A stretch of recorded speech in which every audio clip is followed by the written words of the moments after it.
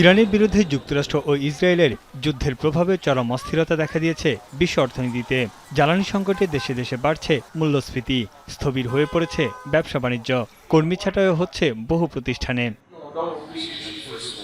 ব্যর্থ শান্তি আলোচনা এবং হরমুজ প্রণালী বন্ধের একটি ধারাবাহিক প্রভাব সর্বত্র ছড়িয়ে পড়বে বলে আশঙ্কা করছে বিশ্বব্যাংক।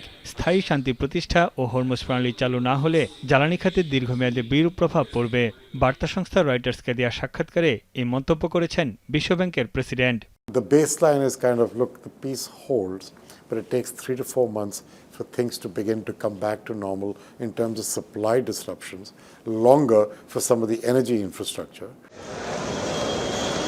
চলতি সপ্তাহে ওয়াশিংটনে অনুষ্ঠিতব্য বৈশ্বিক আর্থিক আলোচনায় গুরুত্ব পাবে মধ্যপ্রাচ্যের যুদ্ধ।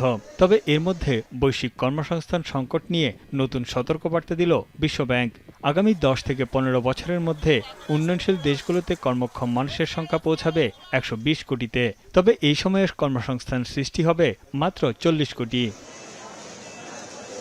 কর্মসংস্থান সৃষ্টিতে দুর্নীতি দমন, শ্রম আইন সংশোধন, ব্যবসাবান্ধব পরিবেশ তৈরি, সরবরাহ ব্যবস্থা ও উন্নত বাণিজ্যের বিষয়গুলোর উপর জোর দিচ্ছে বিশ্বব্যাংক।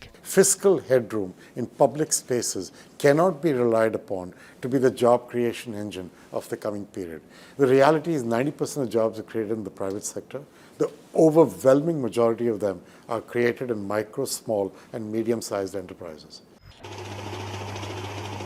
বর্তমান পরিস্থিতিতে বৈশ্বিক জিডিপি 0.2 বা 3% কমতে পারে। সেই সঙ্গে বাড়তে পারে মুদ্রাস্ফীতি। সংঘাত যদি ফের শুরু হয় তাহলে পরিস্থিতি আরও কঠিন রূপ নেবে বলে শঙ্কা বিশ্বব্যাংকের। Inflation was also seen to be around 3% for the year. Now, you can see that would probably go up, maybe 200-300 basis points in the baseline scenario, much higher if this comes back to a more difficult continuation of the conflict.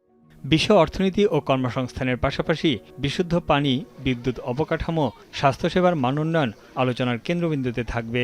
অন্যান্য উন্নয়ন ব্যাংকগুলোর সঙ্গে বিশ্বব্যাংক যৌথভাবে 100 কোটি মানুষের জন্য বিশুদ্ধ ও নিরাপদ পানির সরবরাহ নিশ্চিত করার উদ্যোগ নিয়েছে।